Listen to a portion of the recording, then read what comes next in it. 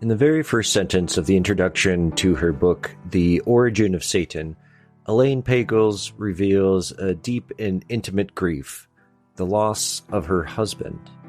She describes an awareness, and I quote, "I was living in the presence of an invisible being, living, that is, with a vivid sense of someone who has died." I first experienced this deep sense of loss when I was 22, when my mother called and told me that my dad had died.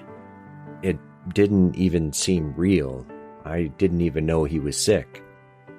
For years, I would have dreams about him so vivid that when I woke up, I often just grabbed my phone to call him, only to realize he wasn't there anymore. In the past month, I am experiencing this again with the loss of my dear, dear friend Camille, living in the presence of an invisible being. I can't see her anymore. I can't see Dad, but I can certainly feel the impact that they have had in my life and in those around me. That is observable. And I believe it is this experience, living in the presence of an invisible being, a being that has died, is what the New Testament, and in particular the Gospels, are wrestling with. Grief intensifies so many emotions and colors rationale. There is often a sense of injustice, that they were taken from you unfairly, or even worse, maliciously. And who could do such a thing? As we learned in the previous episode, Mark's answer to this was Satan. Satan and his minions influenced and orchestrated the execution of God's Messiah, Jesus of Nazareth. And today, we're going to explore the social history of Satan, from the Hebrew Bible to the Gospels. This is The Devil You Don't Know.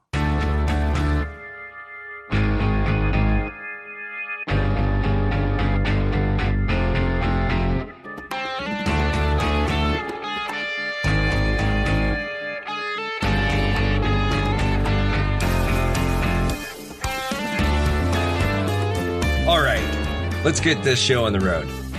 Let's do it. It is yet another episode of the Devil You Don't Know podcast, which is the podcast where we take a historical and cultural look at the relevance of the devil. Me, I'm Don Early. I am Emily Kwan. And I'm Jeremy Spray. And we are doing the book club thing as Yay! Episodes. Yeah, kind of Yeah. fun. Jammy whammy. I don't know why I think that, but that's what came to mind just now. The book is The Origin of Satan, How Christians Demonized Jews, Pagans, and Heretics. A love story. No. By Elaine Pagels, who is the renowned scholar, maybe best known for her work on the Gnostic Gospels. So if you're in the crowd, as it were, knowing historical things, you probably know her from that. Link to this book is in the description of this episode, so go get your copy and join us. And if you missed last episode, you probably want to stop this recording right now and go listen to that one first, just to get yourself caught up. Because today we're talking about chapter 2, and it builds on itself like a book does. Like a book does. Yeah. Weird. Yeah. Crazy. I have to say, I did like this chapter better. Responses. Well, it seems like with this chapter, we actually got into the origin of Satan. Mm-hmm. Yeah. And Like the last ones were just a bunch of background information, which is fine. That sets everything up. But when you're reading the book that is titled The Origin of Satan, and you have to wait through a lengthy introduction and through like 40 some pages of chapter 1 before you actually get to the origin of Satan. No, but here it is. Yeah. You know, so. but not till the end of the chapter. Want to point that out. Like, I was going through the first half and like, there's so much context happening. You're just setting people up and people up and people up. There's so much of just like. It's towards the end of the chapter, but like at least I don't know. When I was reading, I was like, there it is. Yeah. Well, there it is. Yeah. Everything we have read up to this point has been building to this moment. We have made it, and let's get started. Yeah. Okay. Well, let's do that. Because I felt like there was plenty of the Satan stuff. Maybe not immediately early on, for sure. I think that they had to... not mentioned by name. They had to set up how the Israelites handled their enemies. Sure. And who they were. The Israelites were set apart as a nation, an us versus them. Us, we are the chosen people versus them assholes. Yeah. Right. And then it moves to us versus them within that group. Right. Yeah. So that was really kind of a key distinction. So we spend a lot of time in the beginning of this chapter talking about Jewish tradition and how the writings lift up the Jewish people, like Israel as a whole, as like a unified identity and a unified people. And because it was more important to be centralized that way and then set against what they called the nations, which is everyone that's not Jewish. Everyone that's not. Yeah. Yeah. And that, right. And Israel itself was itself a nation. And they were very clear on that we're a nation of people. So it was not just the distinction of heritage, but it was also the distinction of rights and of laws and of religion. Yeah, there's a definite ethnicity going on, but there's also political and social structures of this community, and a community on a large, like you said, nation scale for that time. So us is the people of Israel, the chosen people of God, versus them, the other nations, the alien enemies of Israel, who are morally depraved and potentially accursed. Right. Oh, yeah, there's bad stuff said about them. Yeah, yeah. So the thems are not good. They're the baddies. I think it was interesting how when it's the nations, when it's those morally depraved, awful people over there, or have come to us to take us over or whatever, the writings, they describe their enemies in animalistic terms or monstrous, and these amalgamated different, like chimeras, almost different bestial body parts put together and that sort of thing. Yeah. So I was having this moment while listening to it and recognizing that Daniel, in having his dreams and his visions of these beasts that were coming to attack Israel, I remember I pictured it a lot like Revelations. Mm-hmm. The same kind of deal where there were so many beasts and this apocryphal writings of all of the you must avoid and or destruction. Yeah. And I never put it together ever when I was younger that those were political stories, that they were comments, that they weren't crazy visions or bizarre drugs causing all these intense dreams, and or the way it was given prophecies from God. Right. Right. But it was actually message based. It was satirical, and it was much more Alice in Wonderland than it was End of Times. And I just, it was one of those that I just had that blinking moment of like, oh, wow, how many years have I known that this is not based in truth, but have I not put together completely where the stories came from? Mm-hmm. That they're not just telling tales, they're teaching lessons based on what's going on in their own lives. And so it just had me do this rapid like cataloging, going back and forth of these beasts with teeth of iron and ram's horn heads. And I was like, oh my God, he's talking about all of their literal actual enemies, not this crazy monster. He's just using the monster as the analogy, and it was like, oh, I felt a little dumb that I didn't come up with that so much sooner. Oh, no. Okay, so you had that moment. I had the moment when I was reading about all of these monsters. And as Elaine Pagels is writing out all of these monsters, it seemed like they just got more and more hideous. And then the last one was this horned ram, which was the king of Greece. And I laughed out loud at that. Like, that was the worst. That was the ultimate. The King of Greece. The King of Greece. Right. All of them you have to guess on your own. The horned ram. Yeah, like, what does this mean? Shit. What does this mean? Oh, there's a ram with horns, and that is the King of Greece. The penultimate. The Baphomets. Yeah. Yeah. So you had that moment, and I literally laughed out loud at when I read The King of Greece. I definitely. But yeah, that was the adversary, during this time. Mm-hmm. And so it makes perfect sense. It makes perfect sense. Those were their enemies, or who they perceived their enemies to be. Yeah. Right. But I think she also makes the point, I think at a later part of the chapter, that these writings are written in such a way that they didn't write specifically about those leaders, or they didn't write specifically about those Jewish people or whatever. If the shoe fit, exactly. It was written so that when the applicable situation came up again, they could point to it. Yeah. Well, recycle. We get to use this story again. Now what does it mean? Exactly. Which is really tribal tales. That's what that is, right? Yeah. That's tribal storytelling. And it's why it endures. I mean, it's so evocative, and every generation, everybody who reads it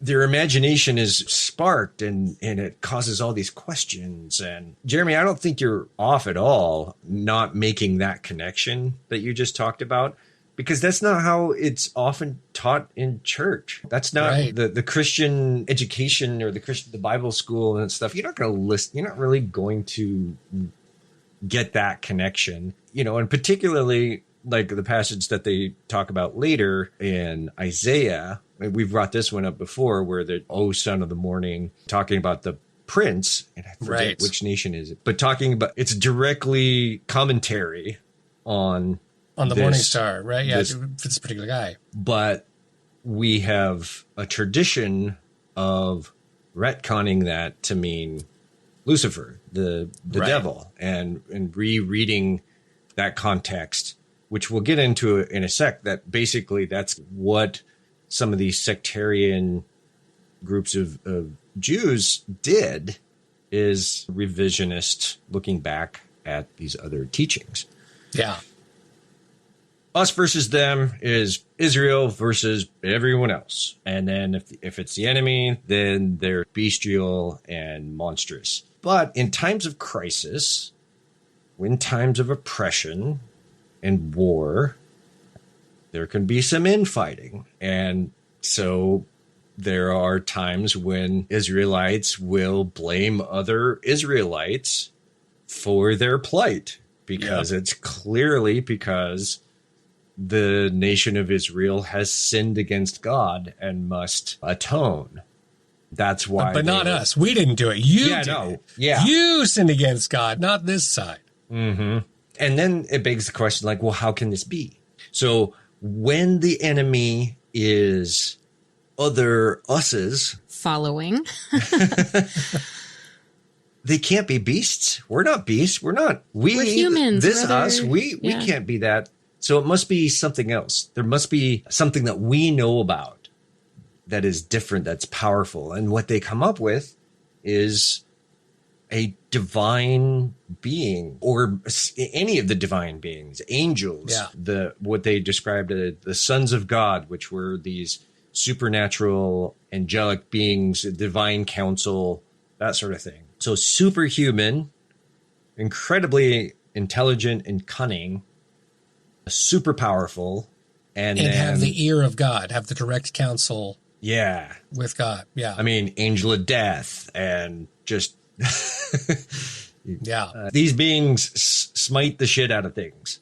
Yeah, these weren't outsiders. These were, and I think she even uses this phrase multiple times, the intimate enemy. Yeah, I have that noted several times, that when... the one that's close to you. Exactly. So the Satan is invented, or the Satan is recognized. And it's this term early on, she describes, is not referring to any particular person. It's more of a role. Yeah. Yeah. And the way I was picturing this was like a title, you know, somebody's name isn't doctor. Mm-hmm. Doctor is their role that they play. So that's how I was picturing it in my mind to make sense. And for me, I did put it as a lawyer, right? Like defense and prosecutor is Satan. Yeah. They're the adversary. Yeah, absolutely. But the other thing that I liked about how she goes into the meaning is when Satan is translated diabolos in Greek, which is to put something in the way of somebody. Right. To be a stumbling block, to, to obstruct. I was just going to say to obstruct. I thought that was really insightful. And so the Satan is just this role. It could be anybody. It could be other people. It could be different angels, any of them at that point. And also, though, sent by God. Sent by God. So not on their own doing this stuff, being an obstructionist on their own just because they want to, and you know they get their kicks that way, but God is sending this being. Yeah. God says, okay, need to teach this person a lesson, go down there and get in his way. So the Satan is an obedient servant of God, part of the divine court. So let's get into Balaam, because this I want to talk story. About laugh out loud. I was going to ask about Balaam because I was pretty sure it was in this chapter and not the previous one, but I'd been reading the two kind of back to back. Yeah, this one I kept laughing out loud. His poor animal. Did you guys know the story of Balaam before this? Distantly, maybe. Okay. It wasn't at the forefront of my mind. I felt like I was reading it for the first time. Balaam was one of my favorite tales when I started going to junior high. This was one of those things that I would bring up and talk about the angel of death and the opening of the mouth. Anyway, let's get into it because I loved it. I was like, oh yeah, let's get into Balaam and his donkey. Yeah. His ass. This is one of those where you're giggling in Sunday school because of, the word ass. You get to say ass. I don't know if you have the passage open. It's on page 40. I think we should read, literally quote it. Yeah, go for it. Because it's freaking hilarious. So basically the story is there's this guy, Balaam, I'm not sure how to pronounce it. And he is going where the Lord or where God told him not to go. He's going there. That he decided. So he gets on his donkey, gets on his ass, and he heads towards wherever this place is that God told him not to go. Towards the destination, which is off limits. If you guys want to look at the actual scriptures, it's Numbers 22 and 24. 22 through 24 is what we're referencing. Yeah, and the passages that I have are 22 verses 23 through 33. So God sends a messenger to this angel to obstruct Balaam and his ass. Yeah, literally obstruct his way. Stand in the road. But sneaky like, right? He on purpose is invisible to Balaam. But not the donkey. So this donkey, she sees this supernatural, amazing being and stops because it's terrifying. Do you want to read that, Emily? Do you got that open? Oh, yes, I do. This first one here? Yeah. And the ass saw the angel of the Lord standing in the road with a drawn sword in his hand. And the ass turned aside out of the road and went into the field. And Balaam struck the ass to turn her onto the road. Then the angel of the Lord stood in a narrow path between the vineyards with a wall on each side. And when the ass saw the angel of the Lord, she pushed against the wall. So he struck her again.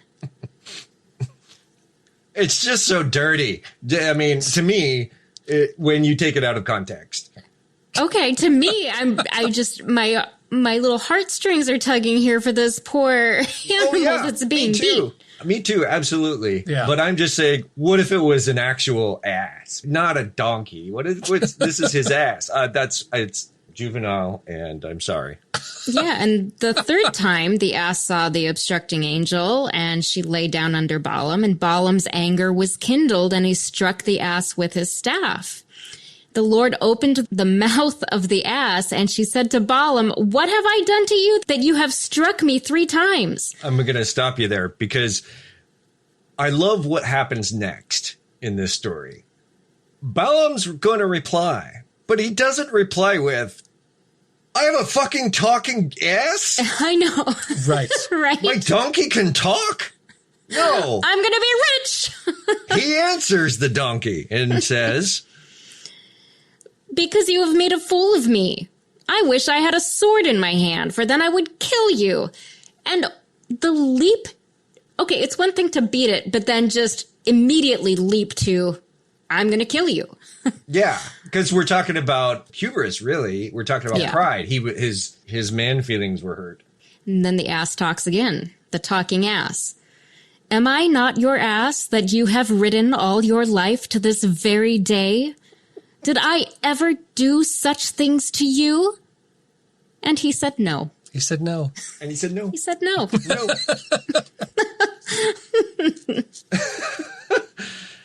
It's just such an interesting story. Then the Lord opens the eyes of Balaam, and he saw the angel of the Lord standing in the way with his sword drawn in his hand, and he bowed his head and fell on his face. Then the Satan rebukes Balaam and speaks for his master, the Lord. "Why have you struck your ass 3 times? Behold, I come here to oppose you because your way is evil in my eyes. And the ass saw me. If she had not turned away from me, I surely would have killed you right then and let her go." And so he agrees, and lesson learned. I just also, and with so many Bible stories, I just think there are easier ways to teach a lesson. Yes. We're going to find the trickiest and the hardest one to do. This is, we're teeing up Job here in a second. And this brings a point that I've kind of been having for a long time with this God of the Hebrew Bible. He's a fucking asshole. Yeah, Right. I don't like Old Testament God. He's so mean. Yeah. It's not just mean. Scary and changes his mind, and you never know what he's thinking, and you don't know. I don't know. Rules change all the time. The Satan shows up, but only the donkey can see him on purpose. Yeah. It's kind of a very subtle hint. Oh, my donkey has stopped moving. Yeah. What are you supposed to make of that? Should I think that there's an angel who's going to kill me if I continue? And in all fairness, it was not that the donkey stopped. The donkey crushed him into a wall, crushing his foot. Like, the donkey was like, "We're not moving." Like, it was very clear in the way that it's written that it's not the ass won't move. Ass is fighting you. It's actively pushing against you. Yeah, And, we don't get that in the passages that she quots. No, but that's Okay. that's what So it says Jeremy there. would live, and Don and I would just be struck down. Don and I would not get the clue. We would not take the hint. Well, I don't Jeremy's even, the survivor here. it's not so much about the survivor or even understanding the passage. It's the way that it's written again, right? Like going back to the way I was seeing it earlier, they're very deliberate with the way these come up across, even the way the animals are depicted. Daniel's 4-headed leopard with 4 wings, right? The body of a lion with the wings of eagles. Like, these are very specific images that are coming up. It's not just random animal pieces. So this is another one, even in the story of Balaam. Yeah. He's riding his donkey. The donkey doesn't say, "I'm not going anymore." The donkey takes actions, takes very specific actions. Like, I don't know what they mean, but I'm guessing they mean something. To have a donkey crush your foot, probably in the context of the time, means something that has a particular effect. That's what I'm choosing to read into it, because that's a very specific word. That's very, like, if I was watching a video and I'd say, "Oh, the donkey stopped," or "Oh yeah, no, the donkey actually turned into a wall." That's one thing. To write that down with that kind of detail, that's a different thing. Sure. Yeah. Oh, I like your perspective, Jeremy. I mean, yeah, it's all intentional. It's all intentional. Yeah. So what is that intention? Absolutely. Later on, they talk about, and we'll get into more of this line of thought, but how King David orders the census, a census of the people. It's about 1000 BCE. He orders a census of the Israelites in order to tax them, to raise taxes for the nation. And most of Israel was dead set against this. For sure. This was not popular whatsoever, but it came from the king. Right? And so okay. That's, ooh. So how do you oppose the king without opposing the king? Divine connection with God's appointed or whatever. And so they come up with this notion of supernatural Satan is seducing away, or at least brainwashing David into, or influencing David to do this evil thing.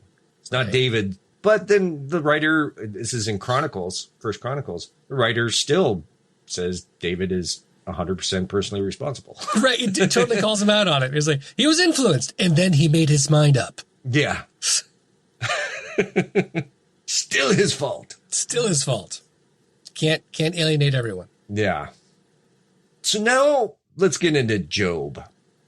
I thought we would at some point have an entire episode on Job, but we might deal with everything that we need to deal with Job here. Job is a semi-well-known story, but we go into it in pretty good detail in this chapter. Jeremy, I know you're pretty familiar with Job. What's your background with this?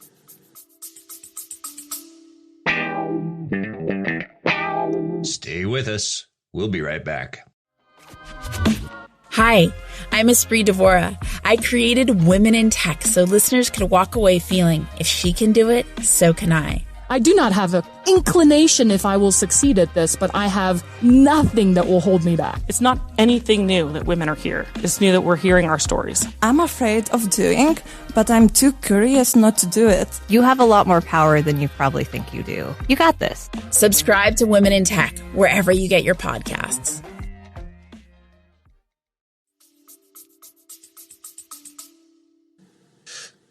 So Job is one of those first mentions without pre-reading of Satan with the term, right? The adversary of Satan. And so this was one of those that I was able to dive into when I was much younger, doing a lot of the Bible studies and really getting into who this character was, the Satan, the devil, and everything that was about it. But the thing that we got the most out of it was that, like you were saying, Emily, this is Old Testament God. And what I mean by that, of the Old Testament God, is I see two very solid depictions of who Yahweh is and who God is in Old Testament versus New Testament. And the Old Testament God is vengeful. He is emotional. He is spiteful. And he is willing to be old God style with humans. He is not the 100% loving, benevolent kind. He is demanding. He is requiring of worship, and he does occasionally toy with us because we can. And Job is one of those chapters that you can look at in the Bible and point right to it and go, see, he's making it happen. Yeah. So, do you want a basic summary of? No, I think we're gonna dive into how she breaks it out a bit, but I wanted to get your perspective because that's a pretty typical, again, Christian teaching about the Old Testament. We get this understanding of Old Testament God, right? This is not the case for people who are Jewish. Right. They have a very different understanding of same texts, but they have context that the Christians don't go into.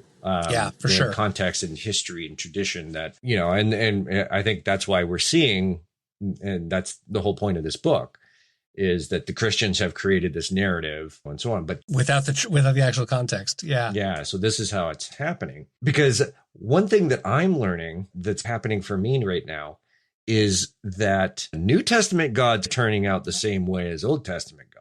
Yeah. Once we start getting into this and you start understanding the us versus them, God loves who? Very specific people. So the book of Job starts out with this divine council convening of angels. And among these individuals, sons of God, so divine being, is a character named the Satan or Satan. Yeah. And God says, where you been? What are you doing? And he says, I've been roaming the earth to and fro, up and down. And once again, like what you said, there's some intentionality going on there about how they wrote that. And right, because who were the people that were roaming the earth or roaming their lands? Mm-hmm. Yeah. Literally their adversaries. Mm-hmm. But also that the term was sort of a play on the Hebrew word for to roam, to wander.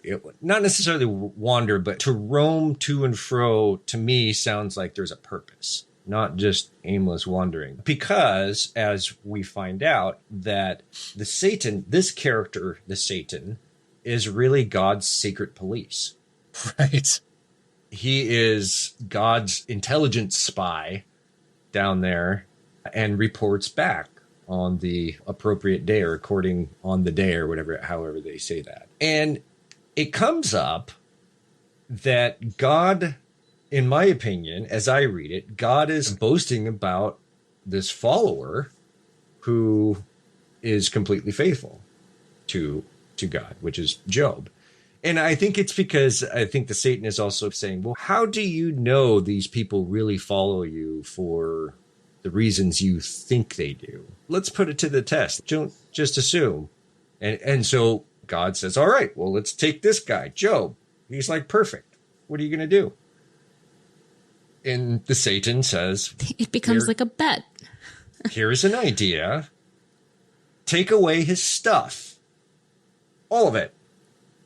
Get rid of all of his stuff, and he will curse you to your face. And God says, you're on. We'll take this bet. I give you the authority, Mr. Satan, over all of that belongs to Job. Just let him live. Don't let him die. Yeah. And don't affect him, right? Don't affect his health. Yeah, don't affect his health. Let him live. And don't harm him. And so his children are killed in this horrible accident. His sheep or cattle are slaughtered. His wealth is lost. When I heard belongings, I didn't necessarily think family members, but I guess in ancient times, that was a belonging. That's awful. So in the midst of experiencing loss, thinking about, you really start to empathize of this horrible loss that this character Job is feeling and going through. Yeah. And it's seemingly out of nowhere. And there's this natural tendency to go, what did I do? Did I sin? Did I cause this somehow? Because I wasn't good enough, or as humans, we are always looking for where to place blame. That's right. Yeah. But apparently, as the story and the tradition goes, Job keeps his integrity and still worships the Lord and doesn't curse his name to his face. And so God says, see, but you made me do this to this guy for no reason. And Satan says, well, let's up the ante. Let's up the pressure a bit. And okay, what you got in mind? Well, all a person really has is their health. Let's take away his health. Give him a sickness beyond sickness. And God says, all right, you're on, but don't let him die. Don't take his life. And so he does. The Satan causes a blight, plague, terrible sickness, and Job endures this god-awfulness, literally. And the moral of the story is he keeps his faith. But when you read the passages, though, they don't really get into Job's reaction to all this, which I think is the better part of the story. Job reacts, I think, quite appropriately, in my opinion. Yeah, for sure. But he still doesn't curse God to his face. And so the Lord, God restores Job's wealth twice over, gives everything, back, and then again in itself. And I don't know, at face value, I mean, we've heard this story. If you've grown up in the church, you've probably heard some version of this story at some point or another. We're all supposed to take something away from this. I think probably the most obvious is stay faithful to God and you'll get yours. Right. He'll take care of you in the end. Yeah. Which, okay. The Lord giveth, the Lord taketh away. Right. Yeah. That is a common phrase and quote throughout culture. Like that's right out of Job. Like that's Job 21. That's one that I've heard so many times as a explanation or even excuse for what might be causing the loss or even the gain.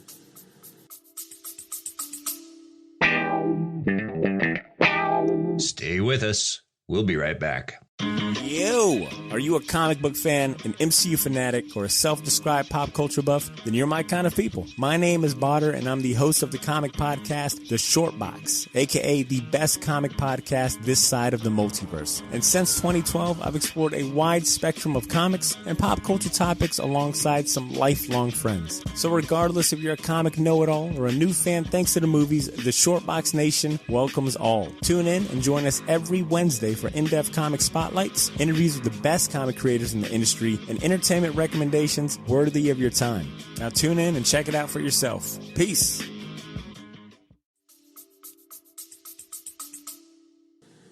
And for what? Why? We're not supposed to know the reasons God has, right? Right. But back to the story, though, this character, Satan, never goes against what God said. He always fulfills exactly what God told him to do. Right. And so this character is not even really evil. He's causing suffering. Maybe we don't really know why, but in some ways he's questioning God. He's questioning, how do you know these people actually like you? And I think it's a really interesting story. But let's back up and put this in a little bit more context.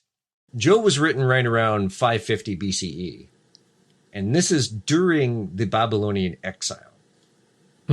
It's about 25 years later that Cyrus the Great destroys Babylon and brings everybody back. So I guess in the context of the Babylonian exile, the story makes some sense to me. Terrible shit is happening to the Israelites, and they seem pretty unprovoked. What did they do to deserve this? And then stories, if they keep their faith, the identity and the integrity as God's chosen people, God will restore them twofold or by multiple. So in a larger context, it's always suffering now for the reward later. And that's a theme we get for 1,000 years. Yeah. Like you said, Emily, intimate. The Satan, this enemy, this adversary knows you. It's an internal conflict. It's an internal within Judaism. Incidentally, though, about the whole King David thing, there's this idea in First Chronicles. Also, First Chronicles was written around the same time as Job. The whole story about the census and the taxation. And so the Satan must be influencing King David into this evil act, sowing chaos and disorder within Israel. That's what this Satan is doing. And God in the story is so pissed, he sends an angel of destruction and wipes out 70,000 Israelites with a plague and is barely restrained from wiping out the whole of Jerusalem. Yeah. Right. As judgment, right, for David making that huge mistake. What did the Israelites do to him? It's David's fault, not their fault, We have a different context than that story was written, but yeah, I have the same issues that you do, Don. Come on, why? So there's some things that I definitely paint over, like my literary mind, or just hearing, I go, oh, that makes sense because right, like David is in my mind, that made sense because he is the king. He was the appointed one by God. Therefore, those who suffer are those under him.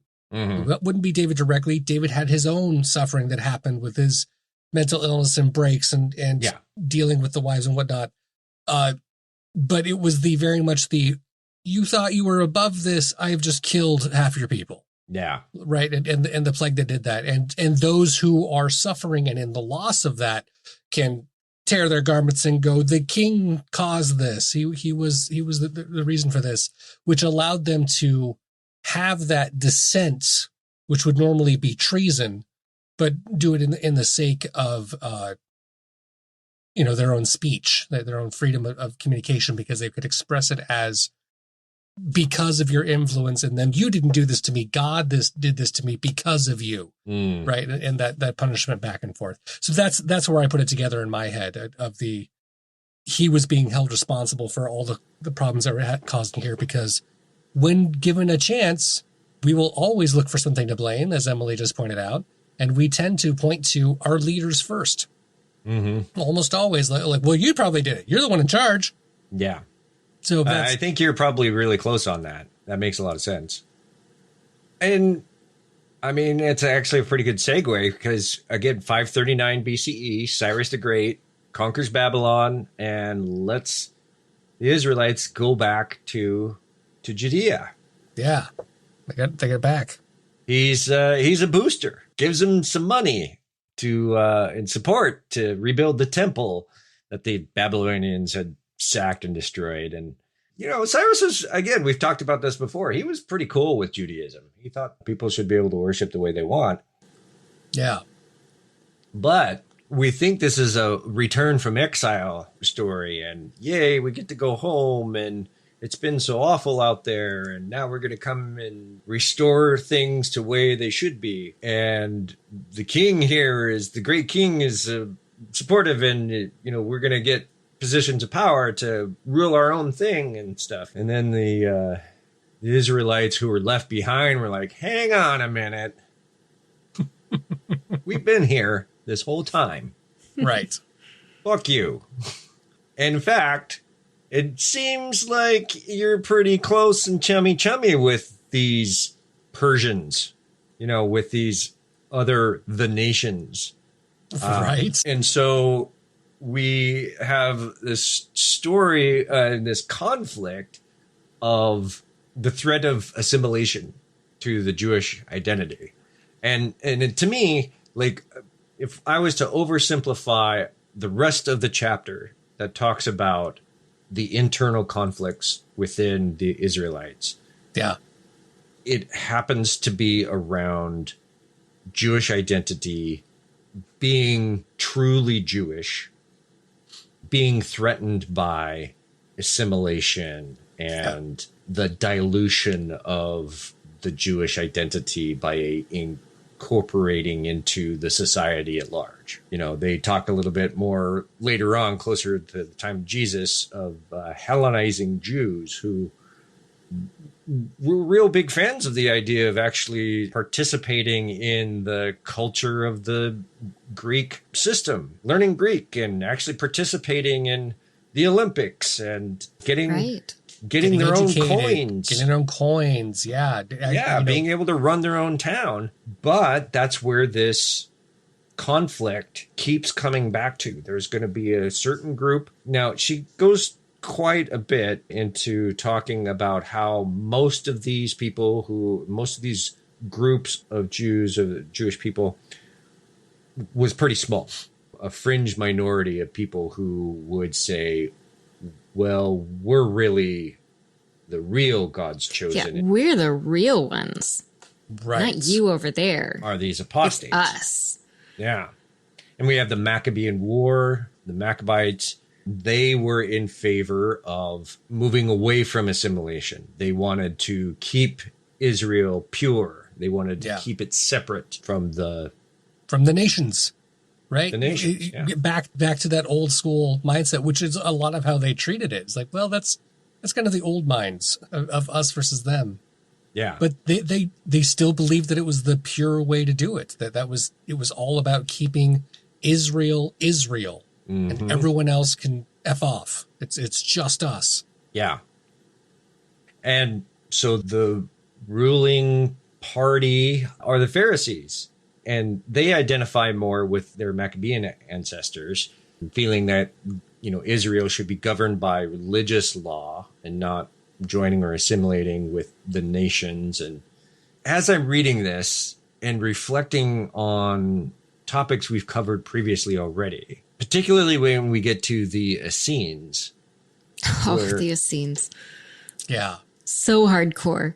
A group of monastic Jews who retreat to the caves in the wilderness, dress purely in white, go celibate, give up all their wealth to the leaders, and enter into a new covenant because the old covenant is basically null and void because of the apostate Jewish people at large completely have gone rogue and under the influence. They've tainted the old covenant. Yeah. Basically. Yeah. So we got to have a new one. Got to have a new one. These people have this cosmology.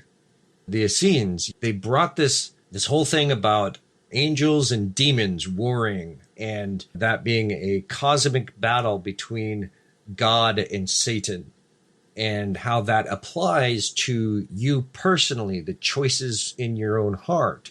There's this conflict inside, and you are participating in this cosmic battle so that one day there will be a final judgment. And this is all starting to sound so familiar. So familiar. Me. Yeah.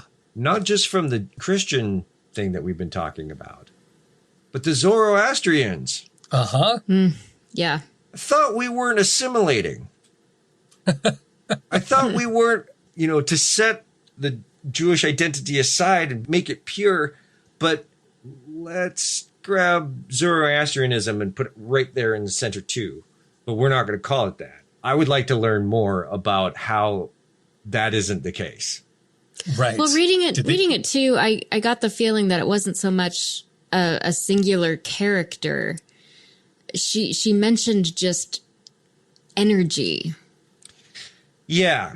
So she does go in quite a bit of detail about the Prince of Light versus the Prince of Darkness. Again, sounds a lot like Ahriman to me. Right. Right. This cosmic bad energy versus this good energy that's out there. Yeah. And let's see here. Where are we at? I had something. The Essenes and how hardcore they are. And that they came up with a lot of the conversation of the Nephilim. That was one that I wanted to bring up, that the sons of man tainting. Mm-hmm. Yeah, so we get into quite a bit. Before we get to the Essenes, we spend quite a bit of time in the Book of Enoch and Jubilees. We get to explore that a bit. I was going to bring that up. There was a lot of time spent in the Apocrypha, which for me, what took me a little bit, because I was like, I don't remember this. How do I not remember this? I don't remember this. And then she went in, she's like, oh, it's Apocrypha. Mm-hmm. This isn't a part of the old school Bible. This is a different book. Right. Yeah. There we go. And the reason being is that it tended to lift one group of Jewish people up over the others. Instead of Israel as a whole, as all the canonical Hebrew scriptures do. Right. Except she did say that there was one book that she thought should be not considered Apocrypha and actually part of the Hebrew Bible. I'm going to see if I can find it real quick. She made a reference to Daniel, but she was mostly she was giving context for why Daniel was not in the Apocrypha. She mentioned that there were several different similar stories, and even the timeline was written differently. But Daniel was another one of those examples of lifting up Israel as a whole. And it did acknowledge that there was others, even supernatural beings, but not so much to the detail that the Apocrypha went, which is why I believe she mentioned that was why it shows up in the Hebrew Bible, the way she described it. Okay. Yeah. That was it. Yeah, it was the book of Daniel. Yeah. Which she said was, it came across as a bit different than the others. Yeah, so the Book of the Watchers, that is some incredible mythology. Have you read that? I have, by the way, and I really, really wish if there was a way to do a dramatic reading of this. It is fucking hilarious, in my opinion. I didn't think hilarious was the word you were going to go for there. It threw me off too. I wasn't ready for that one. It is. Cindy and I, we downloaded it because we were talking, we were reading some background for another one of our books. And it brought up the Book of Enoch, or First Enoch, and we're like, well, let's download it. Let's read it. And so she did. And I mean, it's very, very like revelation-y. It's very evocative, but just the way it's written, it's hilarious if you just take it. That's good stuff.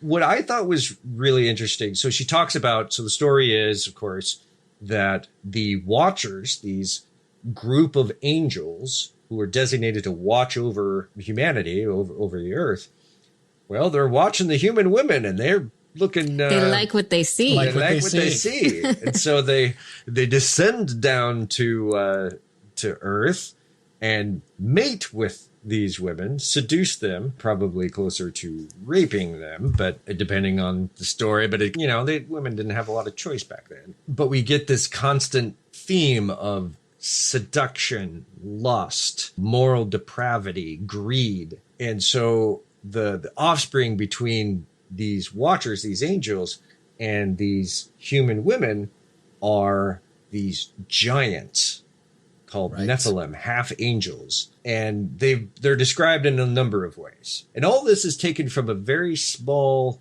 comment. Like a throwaway line. Line in Genesis about the angels looked upon earth and saw that their human women were fair. Okay, let's run with that. They teach humanity metallurgy and the secret knowings of things and astrology. And, so they create weapons of metal and jewelry and cosmetics. Cosmetics, yes. Yes.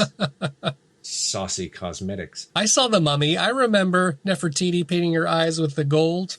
Mm-hmm. That was and then Jubilees kind of retells the story in a sort of a different way as well. But the whole idea is that the Nephilim, these giants, these offspring, are terrible.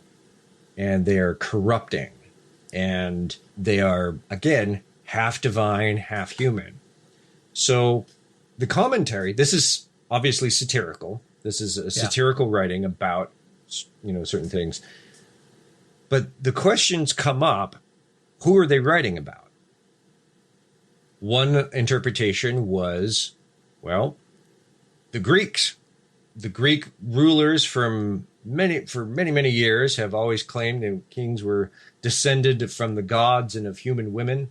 They were called champions. So this could be a critique on the quote unquote divineness or half divineness of the empire in which they're being subjugated. And so you get this sort of monstrous imagery with that. Mm-hmm. And I think that's a pretty apt thing because they do the same thing in Revelation, where a lot of what they're talking about seems to be historically talking probably around Nero and the Caesar. Right. So we could have that in this context. So then you have, again, Israel versus the nations. But another interpretation were these Jewish leaders, the priestly class or whatnot, that had been seduced by assimilation and marrying Gentile women, having this elevated sort of holy status with God, and yet then marrying outside of that and contaminating that. And so it could be a critique on an internal conflict. And she says either one could be correct. But that I thought was really interesting. So whenever they talk about the enemy within, and they're referring to other Israelites, like I said, it's always this divine being that is superhuman. It's never monstrous. It's never this hideous thing. It's always wicked powerful and super cunning. Right, but never attacking mankind or with the intention of devastating mankind, right? Still following the will of God, still following and working with God in that level. Not the Watchers, though. Well, the Watchers, the Watchers are kind of doing their own thing. They're led by different characters as well. Azazel is one that comes up. Yep. There are many names that comes out, and it does get a little bit confusing as to who is supposed to be who when you're reading this book. But like I say, if there's a way for us to do dramatic reading on that on this podcast, would be. But you just said a really good term that comes out of that. That was one of those pieces that jumped out to me. The adversary who is known by many names, right? Yeah. Like I remember that being taught to me as Satan comes in many forms and has many names. And they used that verse and like spoke it out of Beelzebub and Azazel and the devil and Belial and all of these things. But now when I take that context out of being a person, and the adversary comes from many names, many directions, especially in the context of this, you now have a very clear that like, if you're trying to look for who the bad guy is, it's that group and it's that group and it's that group and it's those people and it's that king and it's those people and it's your fucking wife and it's your wife and just like, just pointing the whole thing out of like, these are what is causing your problems. Yeah. These are your adversaries. Yeah. One of those names is Mastema, which is a Hebrew term for hatred. So that's Jubilees and the Book of Watchers, First Enoch. It's a story that predates Noah, predates Abraham, I believe, as the story goes. A lot of things about the devil comes out of that. Christianity is glommed on to those two books to spin that mythology. And of course, they mentioned it 2,000, almost 2,000 years later, John Milton brings a lot of that together and creates Lucifer as his protagonist in his Paradise Lost story. The Paradise Lost, right? Yeah. I haven't read that. Have you read that? No, I haven't read it. I don't think I have read it, actually. I love how she says, had Satan not already existed in Jewish tradition, the Essenes would have invented him. The Essenes would have invented him. For sure. Okay, so here's where I kind of wanted to culminate on that. So the Essenes, again, splinter group, monastic, they're very well known. I think it was Pliny the Elder. There are other well-known writers of the time that referred to the Essenes. Didn't Josephus? Josephus also, did, yeah. Great deal of respect for how holy they were. And air quotes. I like you did the air quote holy. So Josephus. They really felt that the Book of the Watchers, the First Enoch and the Jubilees were very sacred texts. The thing is when you were initiated into the Essenes, this very exclusive, very Jewish community, you were then taught the secrets of angelology. The names of the angels. And if you can make it through your probation period. Yeah. Don't you dare swear. Good Lord. The other thing that they stressed about that is that it's not enough to be Jewish anymore. Okay, you have to be a Jew. We're going to just take that as a given. Now you have to also be moral, like super moral. Right. So they bring in this whole notion, again, the Prince of Light versus the Prince of Darkness. It brings in the cosmic battle between God and Satan, center of their cosmology and politics. All the other Israelites are apostates. Page 57. These devout and passionate sectarians saw the foreign occupation of Palestine and the accommodation of the majority of Jews to that occupation as evidence that the forces of evil had taken over the world and in the form of Satan, Mastema, or the Prince of Darkness, infiltrated and taken over God's own people, turning most of them into the allies of the evil one. Yeah. What brings it together for me that I keep just questioning, I keep wondering, is Satan versus God. It's this, everybody else is seduced by the Satan or whatnot. It belongs to damnation. But then they bring it together into this quote, 1QS, I'm not sure what that stands for, 4:12 through 13 or 14. I didn't know either. It's again one of the Dead Sea Scrolls, I think, or extra biblical stuff. The spirits of truth and falsehood struggle within the human heart, according to his share in truth and right. Thus a man hates lies, and according to his share in the lot of deceit, thus he hates the truth. That's Zoroastrianism. The worst sin was lies. If you remember, the Prince of Darkness, it was all about lie, the great lie. And that's right. So we have this Prince of Darkness, and I keep thinking, like, is a group of people who are being very, very strict about being Jewish, and yet also have nearly identical cosmology to the Zoroastrians. It just is really, really interesting and dumbfounding to me. I was just trying to figure out what made it. I think you were about to answer this. What made it so dumbfounding? What was catching you on it? Well, I think it's just the hypocrisy of it that is. We're pure, but yet our ideas are coming from this. Well, and of course they're never going to say that, and right. It's entirely probable that the evolution of those thoughts have had centuries to culminate into something that feels completely original within their own context. Right. None of this this came from that. It's just interesting that it looks so much that it's very similar. Yeah. Using very similar language as well with similar values. So they go on to then say, okay, so the Essenes were well known. They were famous as this fringe group of people who were very, very exclusive, exclusive. But then you had the followers of Jesus who had similar ideas, particularly cosmology wise. Yeah. But not so much on the exclusive side of things. You know, they start out as come join us. This is more of an internal, Jewish issue that we're trying to work out.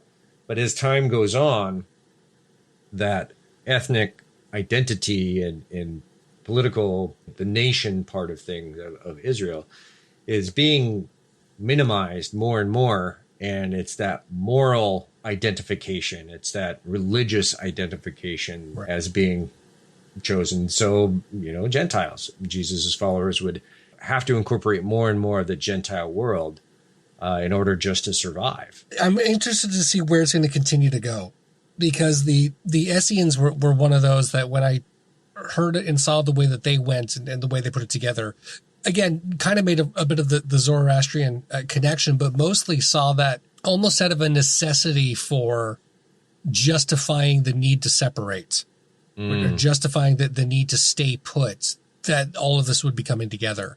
Yeah. And it got me a little bit like, I really totally believe that if there was not a Satan adversary or a Satan character or Prince of Light, Prince of Darkness ahead of time, that they would have come up with one. Mm-hmm. And kind of made me think about how the Zoroastrians did it. Right. How'd that get all put together? Was it the same deal? Was it we needed something to necessitate this type of separation to help me keep us from them? Right. And I just, it started sounding like it's a bit of a human nature thing. Mm-hmm. And I found that to be really, really interesting. So I'm curious to see what other pieces of the human nature elements of our creation of Satan is going to show up a bit more inside this biblical study. For sure.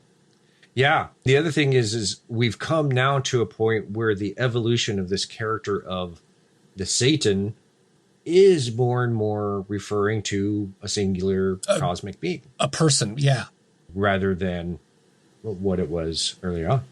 It's going to be cool. I'm excited about it. I got into this much faster than the intro and chapter 1. Yeah. And I'm excited for chapter 3. That's going to get more into the specific gospels again. This didn't really touch on. Yeah. So chapter 1 was Gospel of Mark. I think next one was Matthew. Mm-hmm. Yeah. Yeah. So chapter 3 is Matthew's campaign against the Pharisees, deploying the devil. Nice. Deployed. All right. Well, thank you, everybody, and we will capture. We will capture. Yeah, you're going to capture us or something. I'm going to deploy the devil. Is what I'm going to do. Using Matthew. All right, folks. All right. Bye. Bye. While Satan or the Satan has always been an adversarial role towards humans, for the Israelites and the early Christians, he was also an insider. Satan was one of us, working against us. It's personal. It's intimate. And when betrayal and resentment is felt that close, by someone that close, the wounds become nearly unhealable, unforgivable. For many, Jesus was the long-awaited Messiah. How could our fellow Jews reject him to the point of torture and execution? Does this mean he was not the Messiah? No. He had to be. But how? Only by putting this conflict on a cosmic scale could any of this make any sense. An invisible presence must be at work to sabotage what our brilliant, inspirational, and dear, dear friend came to build. In the next episode, we're going to get context around the Gospel of Matthew, written a generation after Mark. There's been time to somewhat recover from the Jewish rebellion that was quelled by the Romans. Followers of Jesus face intense criticism by the Jewish leaders, particularly in the light of Mark's Gospel. Someone has to step up and address the accusations, the other writings about Jesus being passed around, and set the record straight. The author of Matthew knows exactly who he wants to target. You are listening to the Devil You Don't Know podcast. We are reading the book The Origin of Satan, How Christians Demonized Jews, Pagans, and Heretics by Elaine Pagels.